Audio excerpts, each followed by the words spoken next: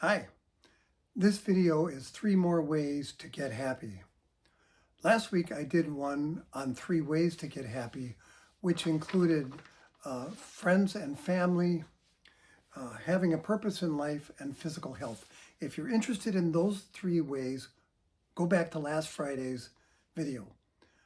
Today I'm doing 3 additional ways to help you get happy, and those include a positive attitude, gratitude, and sufficient sleep. That's what we're going to discuss today. And next week, I'm doing the third in this series to make a total of 9. And that's going to be on doing things for others, deep breathing and mindfulness, and getting professional help. Those are the 3 for next week. So please subscribe if you want to see the one for next week, or the last one, or just go back and find last week's video. My name is Bill Clotty. I'm a cognitive behavioral therapist, and many years I was a social worker as a licensed clinical social worker with over 45 years of experience trying to see if I can give you some ideas that are helpful to you. So let's get right into them. The 3 things for today are, as I said, a positive attitude, gratitude, and sufficient sleep. Sleep is a tough one. But let's go to a positive attitude first. There's just a couple pointers I'm going to say about that, except to mention to you that, you are what you think you are. And having a positive attitude, even when you don't believe it, is often a very helpful thing to do. So you may feel like you're talking yourself into having a positive attitude, and that's probably very much what you're trying to do, because your mind will sometimes go on what you think and what you say unconsciously, even though you don't notice that it's having that influence. So talking about a positive attitude, one thing I would say is, number 1 is substitute any negative thoughts with positive ones.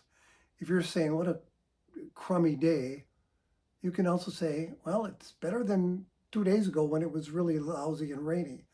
Or, I'm feeling kind of down now, but replace it with a positive thought of, I do have something I'm looking forward to just a little bit today. Find something to focus on. Don't just allow yourself to give negative statements. Try to replace them, with positive ones. Here's a second thing, which is just critical to me personally. This has helped me more than anything else in being positive. It's this. Look at what you do have, not what you don't. I grew up in difficult circumstances like most people. Not the same circumstances, but most people have grown up in pretty difficult circumstances. And for me, a negative attitude was real common. And so now I'm trying to look at what I do have, not what I don't.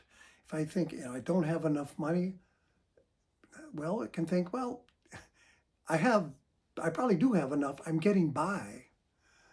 If I think that I don't like the way I look, I can just think, well, I do have this one trait that I like, and I want to look at that. If I'm thinking that I don't have a lot of friends right now, think about the one friend I do have and focus on that. Don't focus on, oh, I don't have friends.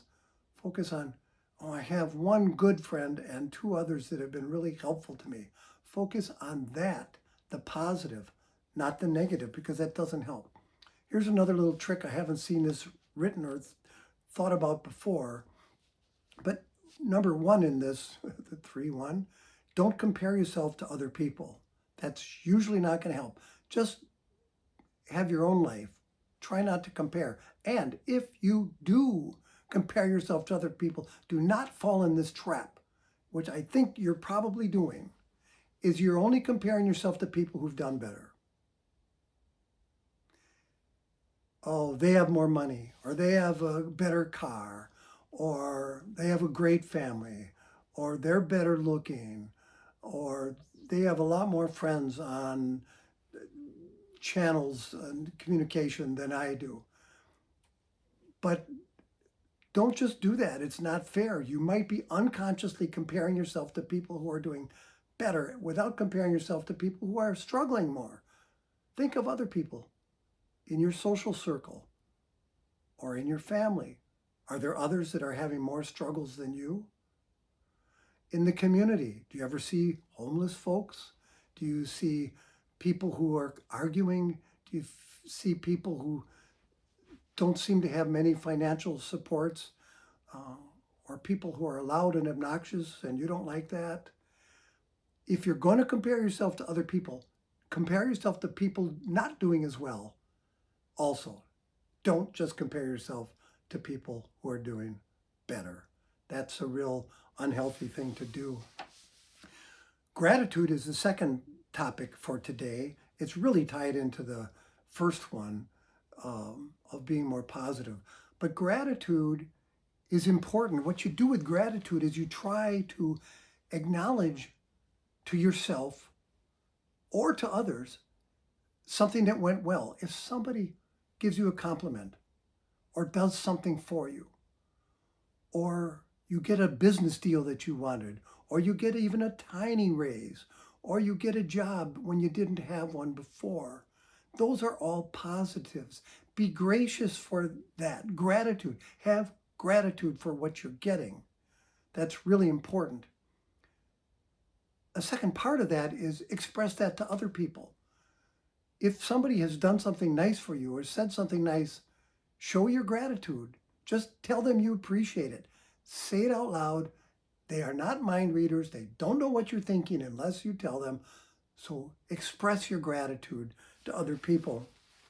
One more thing that is very important for many people is to have a gratitude journal. I'm doing one right now at home, and I'm writing down 10 things that I'm thankful for every day, even if they're minor. But it's looking for, searching for, trying to find the positives and have gratitude about that. That's really important. The third topic for today is what I'll call sufficient sleep. I laugh because many people have great troubles with sleep. As a psychotherapist for many years, that was a common refrain, a common issue, and it's not an easy one to overcome. But you can make advances in that. We call it sleep hygiene. And it's really important because without proper sleep, you're going to tend to be more tired. You're going to tend to be more irritable. You can even gain weight because you're not getting enough rest at night to have energy during the day. Inadequate sleep can cause problems with cognitive functioning. You're not as sharp. You're tired. Your brain is foggy. You're unsure. It can even lead to problems with physical health. If you're not sleeping well, you're not getting a chance for your body to catch up and rest. It needs rest. And so these are reasons to try to get sufficient sleep. Again, I'm not even suggesting excellent sleep. That would be great. Work to get sufficient sleep for yourself so that your body and mind are rested. Here are some clues. Hang on to this right now. Here's some clues on how to get better sleep, what we call sleep hygiene in the business. Try to do a consistent schedule. Try to go to bed at the same time and get up about the same time the next day. If you're a night owl, try to work that back over time. Try to decrease the time you go to bed by a half an hour or 2 hours every night. Try to go to bed at the same time, if not even to sleep. Get into bed. Set your phone or something to alarm to remind you of a certain time you want to go to sleep. Set it every 15 minutes if you're going to ignore the first two. Learn from life lessons. Avoid blue screen lights if you can before you're going to bed or in bed. That can keep you awake. It keeps the body more energized. Have a calmer bedtime scenario for yourself. Try to slow down a little bit. Maybe even relax and don't get into any real intense projects just before you go to sleep because your mind is probably going to be running on those. During the day, try not to take naps. If you do, try to have them about 20 to 30 minutes or less. And if you do, try to have it more in the morning, not at night. These are all little helps. Um, you might have sleep apnea, which is a difficulty with breathing regularly during night time. And the final suggestion on sleep hygiene, as we call it, is to see a professional if you're struggling with it, if it's not working for you.